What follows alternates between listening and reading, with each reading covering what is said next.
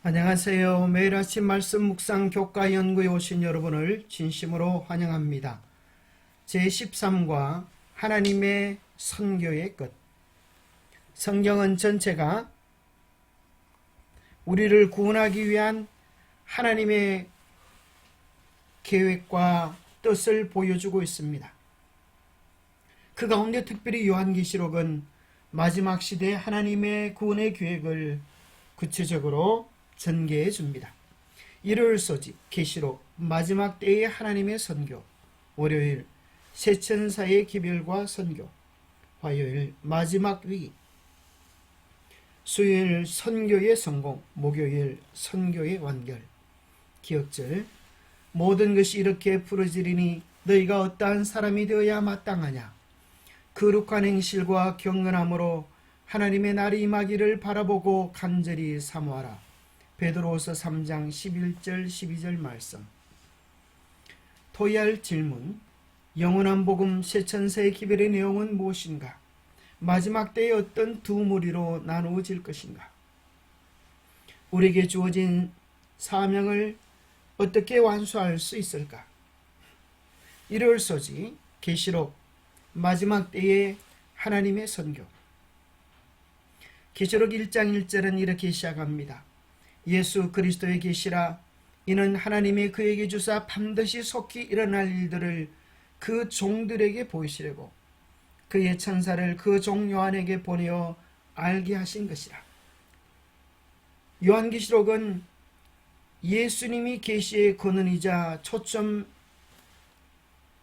시작해주고 있습니다. 삼위 하나님의 공통된 관심이 우리를 구원하기 위한 뜻에 있습니다. 하나님께서 우리를 구원하시기 위한 것은 단순히 죄로 죽을 우리를 구원하는 데서 멈추는 것이 아니라 하나님의 형상을 회복하고 왕과 제사장이라고 하는 새롭고 존귀한 지위를 제공해 줍니다. 하늘 왕족이 된 새로운 신분을 가진 우리는 이제 하늘 왕족으로서 다른 인간을 구원하는 하나님의 선교에 참여할 수 있는 귀중한 사명을 부여받게 되는 것입니다. 그래서 구원받은 자들을 향하여 성경은 왕과 제사장으로 표현해주고 있는데, 그 이유는 그의 귀한 빛에 들어가게 하신 아름다운 덕을 우리를 통하여 선포하기 위한 하나님의 뜻이 있음을 말씀해주고 있습니다. 특별히 교육 16페이지 가운데서 구원에 대한 더 깊은 의미를 이렇게 설명합니다. 창조와 구속의 기초인 사랑은 또한 참된 교육의 기초가 된다. 사랑은 하나님께서 세상에 지침으로 주신 율법 가운데 명백히 나타나 있다. 크고 첫째가 되는 계명은 내 마음을 다하며 목숨을 다하며 힘을 다하며 뜻을 다하여 주 너희 하나님을 사랑하라는 것이다. 힘을 다하고 마음을 다하고 뜻을 다하여 무한하신 자 전능하신 하나님을 사랑한다는 것은 사람의 모든 능력을 최대한 개발하는 것을 의미한다. 이것은 곧 지덕체를 균형지게 발달시켜 하나님의 형상이 전인적으로 회복되도록 하는 것을 뜻한다. 창조와 구속의 궁극적인 목표는 하나님의 형상을 전인적으로 회복하는 데 있습니다. 월요일 소지 새천사의 기별과 선교. 요한계시록 14장 6절부터 12절에 보면 모든 민족에게 전할 영원한 복음을 소개해주고 있습니다. 여기 나오는 새천사의 기별은 하나님의 선교의 중심 기별입니다. 우리의 사명은 이 복음을 모든 민족에게 전가하는 것입니다. 중심 주제로는 영원한 복음과 창조주의 경배이고, 그렇게 할 때 우리의 삶 속에 하나님의 계명과 예수의 믿음을 지키는 자들로 서게 될 것입니다. 이 귀한 복음을 받아들이냐 그렇지 않냐에 따라서 계시록 후반부의 모든 장에서 두 갈래의 운명을 보여줍니다. 창세기 7장에서 성경 전체의 구원의 계획은 예수 그리스도를 믿는 본질적인 것이지만 매 시대마다 표현되어지는 방식은 달랐습니다. 노홍수 때에는 너와 내 온 집은 방주로 들어가라고 하는 것이 복음이었습니다. 어떤 사람이 나는 하나님을 잘 믿기 때문에 방주에 들어갈 필요가 없으라고 이야기했다면 그는 홍수가 몰아칠 때에 구원받을 수 있었을까요?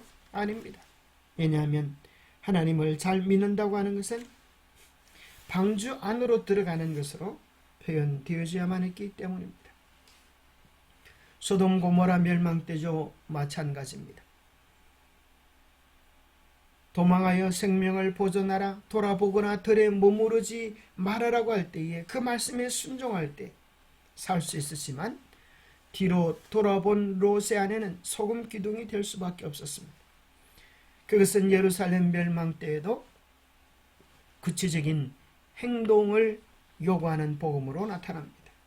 바로 이 마지막 시대에 예수님 재림 직전에 새 천사의 기별은 우리가 어떻게 우리의 믿음을 표현해야 할지를 이야기해 주고 있습니다.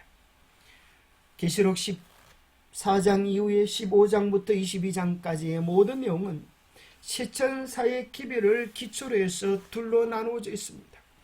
요한계시록 12장에는 모세의 노래, 어린 양의 노래, 구원의 노래를 부를 사람들이 기록이 되어져 있는데 아무나 그 노래를 부를 자들이 아니라 바로 새 천사의 기별, 짐승의 표를 받지 말라고 하는 셋째 천사의 기별에 순종하여 짐승과 그의 우상과 그의 이름의 수를 이기고 벗어난 자들이 하늘 금은고를 가지고 어린 양의 노래를 부를 것이라고 이야기하고 있는 것입니다.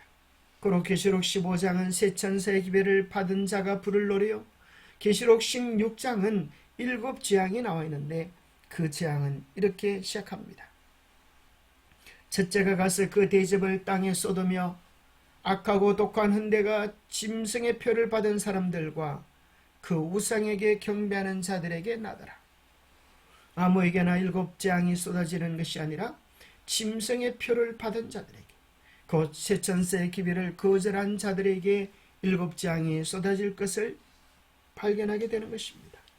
17장부터 19장은 새 천사의 기별이 어떻게 성취되어지는지를 보여줍니다.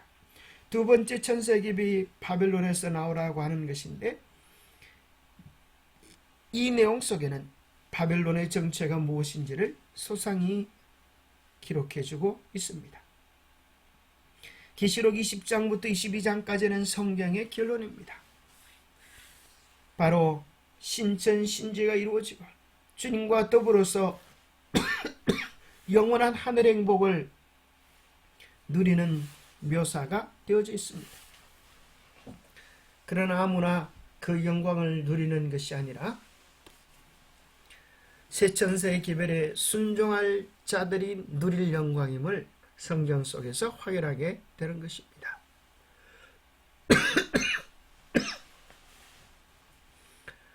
화요일 소식 마지막 위기. 예수님께서는 마태복음 28장 19절에서 20절에 모든 민족에게 제자를 삼으라고 하는 대사명을 부여해 주셨습니다. 모든 민족을 제자로 삼으라고 하는 이 명령은 마지막 때에 새 천사의 기별로 구체화되어집니다. 마태복음에도 모든 민족이고 계시록 14장에도 모든 민족이 나옵니다. 그래서 그 모든 민족에게 전할 복음이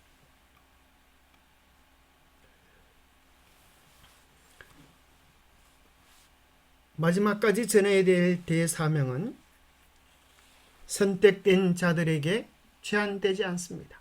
왜냐하면 하나님은 모든 사람을 사랑하시고 모든 사람이 다 구원받기에 이르기를 원하시는 것입니다. 문제는 왜 구원받을 자와 멸망받을 자들이 생기는가? 이 복음을 거절하느냐 받아들이냐에 좌우되어져 있는 것입니다. 하나님은 자녀를 사랑하는 부모의 마음처럼 모든 사람을 사랑하지만 그 사랑에 반응하여 나올 때 그 구원의 은혜를 누릴 수 있습니다.